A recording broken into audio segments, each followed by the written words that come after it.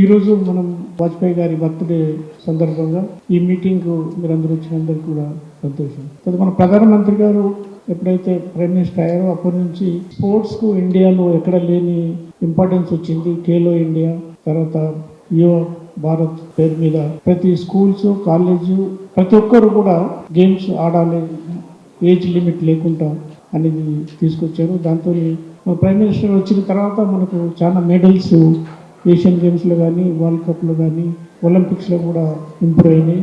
ఇంకా నెక్స్ట్ వచ్చే గేమ్స్కి కూడా చాలామంది ప్రయత్నం చేస్తూ ఉన్నారు. నేషనల్ లెవెల్లో జరుగుతుంది. గత ప్రైమ్ మినిస్టర్ వచ్చిన తర్వాత ఎక్కడైతే వరల్డ్లో బెస్ట్ ఎడ్యుకేషన్ పాలసీ 2020 NEP అని తీసుకొచ్చారు.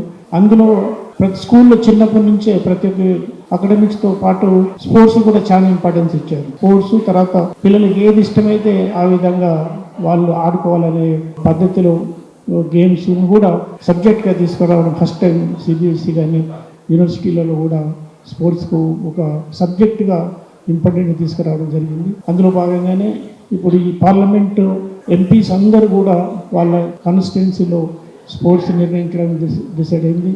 అందులో ఈ భాగంగానే మన సికింద్రాబాద్ కంటోన్మెంట్లో మన కిషన్ రెడ్డి గారి నాయకత్వంలో ప్రతి అసెంబ్లీ సెగ్మెంట్గా బ్లాక్ కార్పొరేషన్లో ఒక వార్డుగా కూడా గేమ్స్ జరిగినాయి. మనందరం కూడా హెల్త్ బాగుండాలంటే వితౌట్ ఏజ్ లిమిట్ ఎవరికి ఏ ఇష్టమైన గేమ్ ప్రతి గ్రౌండ్ను వాడుకొని, స్కూల్ గ్రౌండ్ కానీ, మున్సిపల్ గ్రౌండ్ కానీ, ఎన్ని గ్రౌండ్స్ ఆడుకొని అదొక సోషల్ అవేర్నెస్ కలిసిపోయి అందరూ ఫ్రెండ్షిప్ కూడా పెరుగుతుంది.